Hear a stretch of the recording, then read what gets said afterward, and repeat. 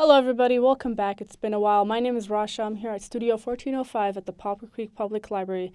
In today's video, I'm going to be sharing with you how to edit a multicam video efficiently in Premiere Pro. So here I have a Premiere Pro project open. I have two of my clips here that were recorded at the same time. These constitute as multicam. Anything more than two angles filming at the same time would constitute as that. So I'm just going to use the two angles that were previously recorded here. And as you can see, they're not synced up together. Now you can go in and basically look at the volume meters here and try to kind of like sync them and match them together, but that can be a little time consuming, especially if you have a lot of different footage and longer footage. So I'm going to show you guys this trick. What you're going to do is highlight both of these clips that you may have, and going to right click here, going to scroll down to synchronize. You're gonna hit that, and what you're gonna do is you're gonna select the audio because you want to synchronize it based on the audio. And in this case, I want this audio here, this lower second track, to sync up with audio 1, which is this main track here. And just do OK. And it may take a while depending on how long your video is.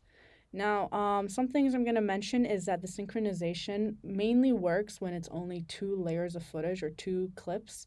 If you have 3 clips, you're going to have to synchronize 2 of them and then synchronize that 3rd clip to one of them to sync them together.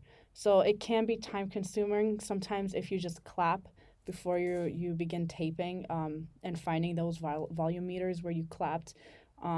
Or similar volume meters might be faster and easier because, as you can see, it does take a few minutes.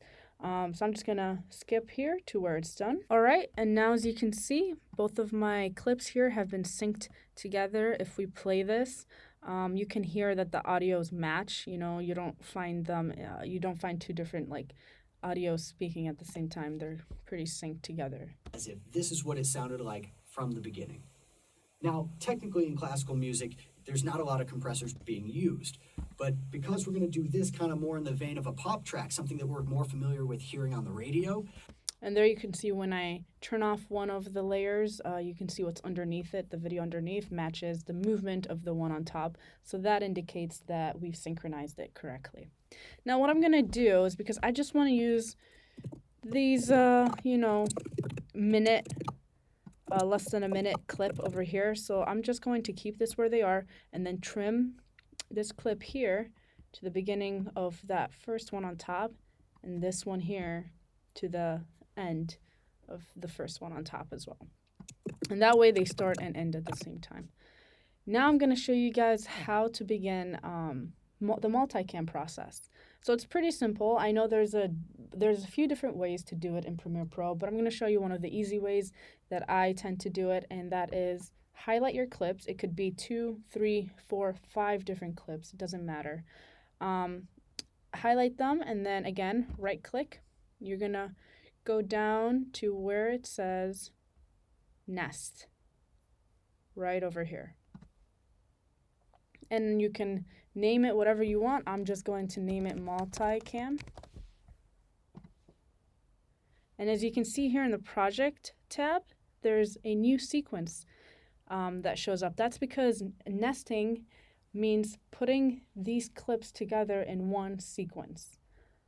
So the good thing about this is, for example, imagine that you forget to color correct, You color corrected this one, but what about the second clip that was under here? You can't seem to get to. Or what if you accidentally synchronized them incorrectly? Maybe you didn't use the tool and you messed up a little bit. Well, this isn't set in stone. You can actually double click on here or on this icon here for the sequence. I'm going to double click here. It opens up the sequence, and then you have them separated again in their own clips and layers. So we're going to work with here. So we're not done yet. It is pretty easy, so we only have a few steps left. You're going to right-click again, and you're going to go to multi-camera, and you're going to enable it. There we go. So this is the other clip that was under there. So now multicam enabled. The reason you don't see it in the view here, the program viewer, is because you have to set the program viewer to a multi-view setting. multi-display. So if you right click up here and go to display mode, you can see that there's a few different types, and the one we're going to want is multi-camera. Now, if we had 3 or 4 or even 6, they will all show up here in the program viewer. This is like a preview in a way, and this is the program where it shows. It's like a control room in a way. So here, the highlighted video is what is going to be shown in the program. That's what's going to be seen in the video. All right, so what I'm going to do now is I'm going to press play. And once I press play, I'm going to click on this image again, and it's going to turn the border red. And then when I want to switch to another scene, which is this angle here, I'll just click on it right when I want to. Got more warmth, and the bass clarinet is starting to sound more like a wooden instrument as opposed to a plastic one. Let's talk about compression. Again, by adding compression on now that we've got our EQ set, the compressor is going to affect the entire instrument sound as if this is what it sounded like from the beginning. Now, technically in classical music, there's not a lot of compressors being used, but because we're going to do this kind of more in the vein of a pop track, something that we're more familiar with hearing on the radio, I want to be able to have that compressor so that with doing a minimal amount of work, it's going to sound like the bass clarinet is right up in your ear as if we're just having a conversation and just talking. Okay, so that small section here just ended, and I did something on purpose. So I want to zoom in here and show you what I did.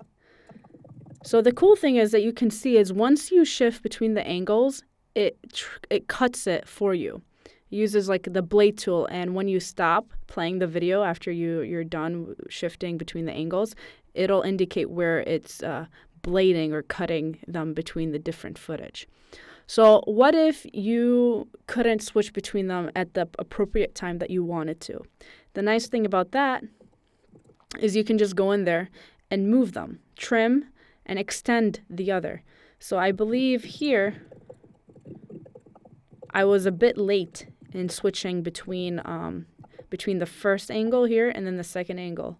So a good tip is you want to switch angles at a time of action when there's movement. I wanted to do it here where our subject moved towards the camera and has been moving his hands, but I was a bit late. So what I'm going to do, put the time playhead here.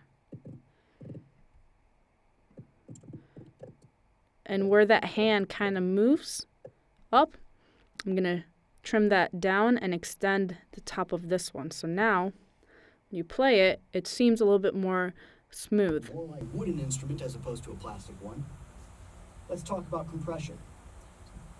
Again, by adding compression on now that we've got our EQ set, the compressor is going to affect the entire instrument. And there we go. Now, if I wanted to do another cut here without using the blade tool, cutting it myself, again, the time of action, liked it when he emphasized this movement here. So then what I'm going to do is I'll play it. Set, the compressor is going to affect the entire instrument sound as if this is what. And just like that. So now it created another section here. We've got our EQ set. The compressor is going to affect the entire instrument sound as if this is what it sounded like from the beginning. Now, technically in classical music, there's not a lot of compressors being. And there we go. It's that simple. All you guys have to do is play through the video, switch between the angles. It can get tricky if you have more than 2 angles, even maybe around 4 or 5 angles to keep up with all that's happening in each of them and to know where you want to switch to. But that's why it's nice that you can just go and extend the trims and do all of that. Keep in mind that sometimes if you do have a lot of angles and clips for the multicam, it can get a little bit laggy, and it can be slow because it takes a lot to handle all these footages running at the same time. So a good computer is helpful for this kind of editing. Thank you guys for watching this video. I hope you got something out of it, and stay tuned for more in the future.